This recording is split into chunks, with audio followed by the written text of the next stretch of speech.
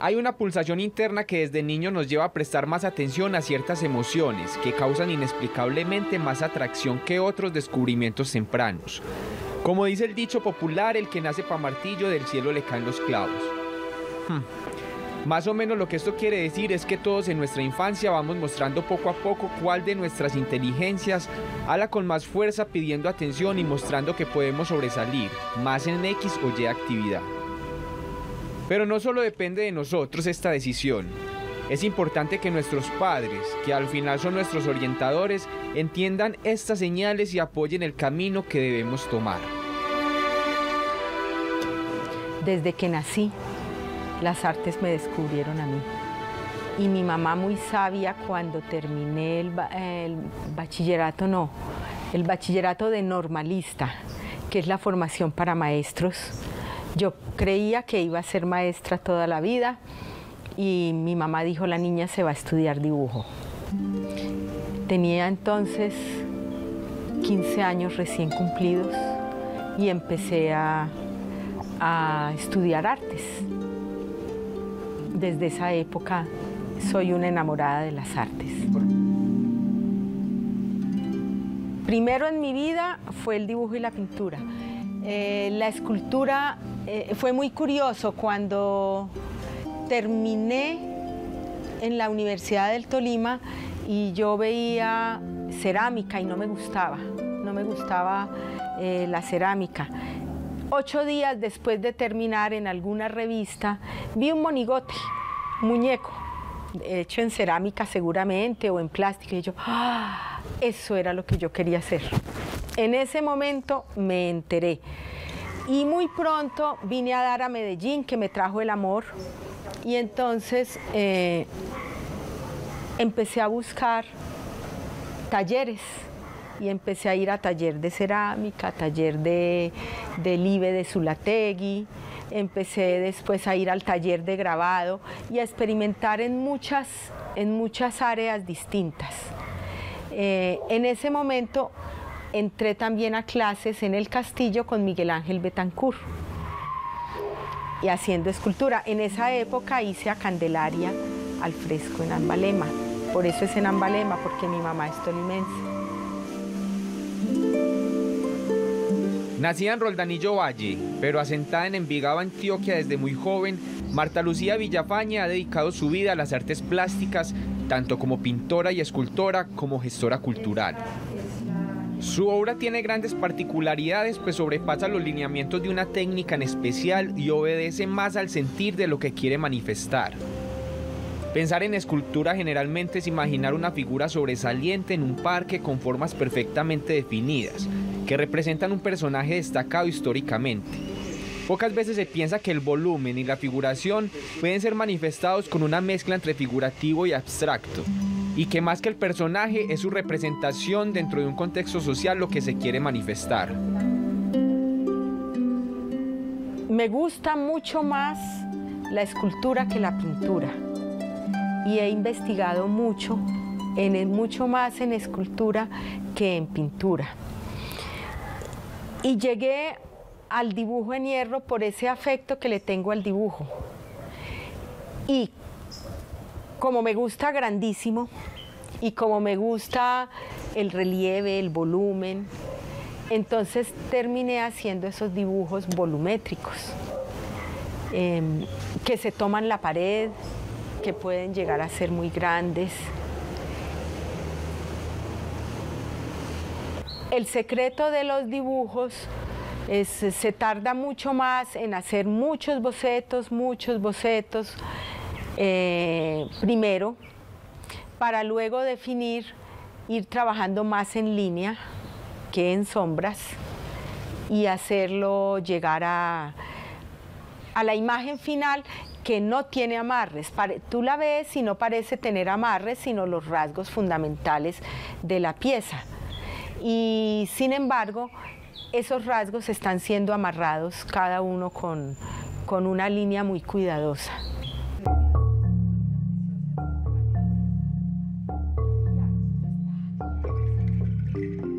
El proceso de creación de un artista es un encuentro íntimo consigo mismo donde su sentir saca a relucir un mensaje con deseos de volverse tangible. Las teorías nos hablan de estilos y técnicas que perfectamente pueden servirnos para entender más acertadamente cómo utilizar las herramientas para desarrollar un proceso. Podríamos asociar esta premisa con un método científico, en este caso particular de cómo hacer arte. Pero esto solo nos funciona si no reconocemos la vida de una obra, pues esa vida solo puede interpretarla y manifestarla el mismo artista, y no hay ningún método científico que pueda limitar la capacidad que se tiene de crear. En muchas ocasiones la idea imaginada por el artista condiciona la técnica y el estilo. Las obras nacen solas, ellas surgen del alma del artista. No hay una decisión previa en la que yo diga yo voy a ser escultor, porque sí, uno empieza a descubrir que me gusta más así que plano, o que me gusta más encontrar el volumen en acuarela que encontrarlo en barro. Pero hay obras, cuando uno empieza a soñar con una obra, cuando uno quiere hacer una obra, la obra pide el material que quiere, la obra pide la técnica que quiere. Entonces, es muy sencillo, uno solamente se deja llevar, porque uno dice, no me basta este volumen, yo quiero que tenga más volumen, yo quiero hacer más. Entonces la obra lo va pidiendo. Por ejemplo, Candelaria salió de un dibujito así de línea, un dibujito que hice muy breve en un paseo a Coveñas. Estábamos en Coveñas, en cualquier parte, y había una mujer. Esa mujer estaba sentada así, en ese asiento, en cualquier sitio donde arrimamos a comprar quesos, por ejemplo. Y yo la cogí, pero el resultado pedía mucho volumen, y era más satisfactorio llegar a hacerla con todo ese volumen que el dibujito plano que yo estaba haciendo. Y tuve que descubrir todos los volúmenes cuando ya no la tenía ella, pero el dibujito era tan claro en el volumen que lo logré. Entonces las obras piden su propio material. A veces dice uno, yo no quiero hacer eso así, yo lo quiero hacer es de otra manera, que muchas veces incluso uno no conoce. Y uno dice, no, yo voy a buscar a ver cómo lo logro. ¿Cómo debatir la importancia y relevancia de lo que no se conoce? El artista es un mensajero de ideas. Muchas veces obedecen a un contexto social. A su vez, pueden ser vivencias o interpretaciones de sucesos que cobran relevancia en el artista de manera personal o colectiva. Dicho esto, es indiscutible la importancia del conocimiento que se debe tener del entorno, pero a su vez de las posibilidades que el arte mismo puede ofrecer para manifestar de manera apropiada el mensaje al hacerlo físico. Como maestra en artes plásticas, Marta Lucía Villafañe ha entendido que para ser artista no solo es importante tener una idea y saber trazar unas líneas, es importante conocer las diferentes técnicas independiente de su preferencia. ¿Quién quita que dentro de lo desconocido se encuentre la perfección de la obra final? Que no se debe uno negar a ejercicios ajenos. Te diría que cuando vas a clases en la universidad, tienes que estudiar historia del arte, filosofía del arte, tienes que hacer dibujos así, de esta manera, y digamos que te choque mucho la acuarela, no importa. Hacer mejores acuarelas te va a llevar a que tus óleos sean mejores. Hacer mejores óleos te va a hacer mejores esculturas. Trabajar con el lápiz que le llega a lucir uno cuando es muchacho tan aburridor. Ay, en blanco y negro, pongámosle color. ¿Pero por qué en blanco y negro? ¿Por qué en un solo color, profesor? Resulta que manejar un solo color o un solo lápiz en grafito o en sanguina o en carboncillo, manejar eso te lleva a conocer muy bien los volúmenes. O sea, que te lleva finalmente a ser mejor escultor, a ser mejor pintor, en suma, mejor artista. Ya hablamos de la particularidad que posee la obra de Marta Lucía, una variedad entre lo figurativo y lo abstracto, tanto en su pintura como en su escultura. Sin embargo, hay una técnica que cobra real importancia porque no solo es un desafío al estilo, sino también a la técnica misma, el dibujo en hierro. Pero todo tiene un punto de partida, una génesis que la llevó a seguir este camino.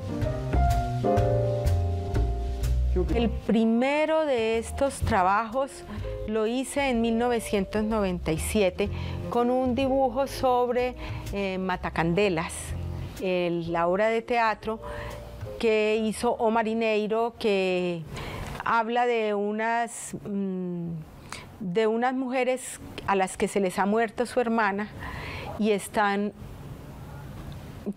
tratando de distraer la noche y cuentan aspectos muy profundos de su vida. Entonces yo hice La doncella muerta y la hice en hierro y con malla de alambre le puse el volumen, era una muchacha desnuda y acostadita. Me parece que fue muy bien logrado el primer ejercicio de esta técnica. Y seguía haciéndolo, seguía haciendo, despacito iba haciendo.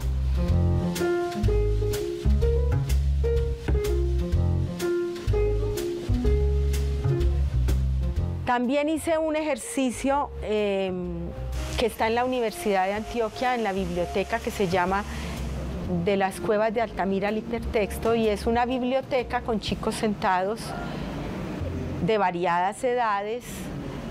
Y ahí hay volumen logrado con el dibujo. Las sillas son planas, pero no en varilla, son planas en lámina de hierro, y las mesas y las sillas, y los muchachos que están sentados en ellas tienen volumen y son trabajados en cemento. Pero de todas maneras son unas piezas que no superan los 15 centímetros de grueso. Y es el mismo ejercicio, que se logra con mucha soltura si usted es buen dibujante. Por eso yo siempre recomiendo a todos los chicos, ser buen dibujante no tiene solamente el ingrediente del talento, sino un ingrediente fundamental que es el continuo ejercicio. Después de mucho dibujar, cada vez usted hará mejores dibujos. De Roldanillo Valle para el mundo, o mejor, para Antioquia, la obra de Marta Lucía Villafañe aún tiene mucho que mostrar.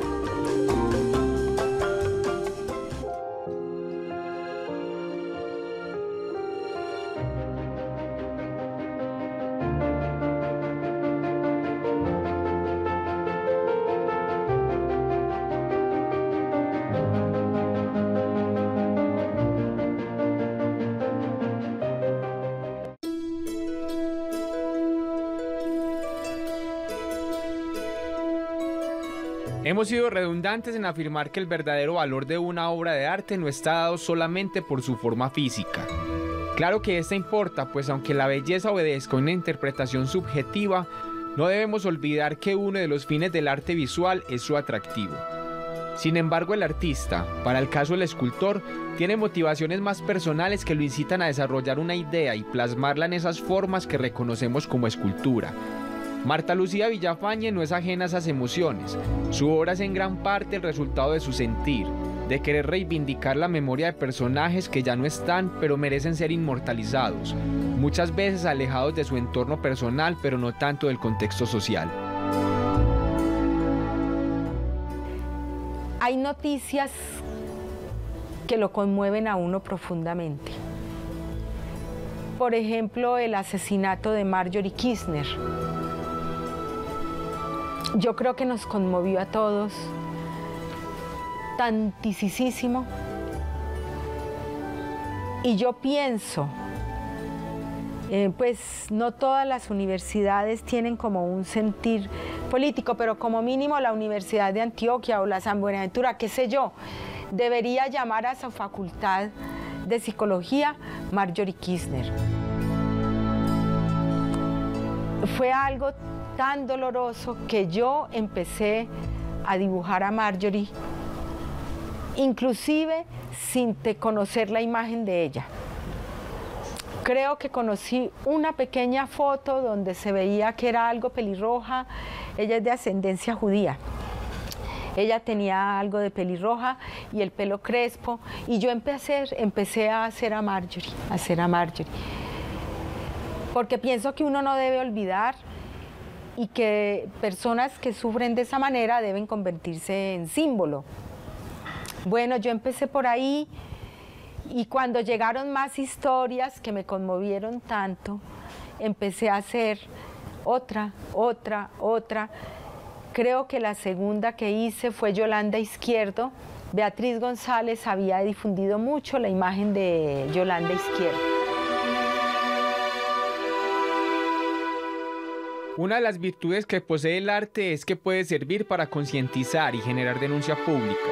Tal vez no buscando hacer justicia, pues ese no es su papel, pero sí buscando una reflexión colectiva frente a los comportamientos que como sociedad muchas veces legitimizamos o pasamos por alto. Al igual que Marjorie Kistner y Yolanda Izquierdo, otros personajes inspiraron su serie llamada Santoral 1. Tal vez sean muchos malos que merecieran estar en esta lista, y Marta Lucía lo sabe. Pero como ya dijimos, hay historias que como individuos razonables que somos, pueden tocarnos de manera más directa. La muerte de Ana Fabricia Córdoba me conmovió muchísimo, porque a ella la mataron entre un bus en movimiento, en un bus lleno de gente, y cuando la mataron nos contaron su vida, y había sido desplazada como 6 veces, del más infeliz pueblo del Chocó a otro menos infeliz, luego a Quibdó, luego a Apartadó, y luego llegó a Medellín huyendo a encontrar la muerte. Vivió varios años en Medellín y le mataron un hijo y le mataron un marido, y luego era muy dolorosa la historia de Ana Fabricia, que también me llegó muy al alma, como la de Rosa Elvira Celi,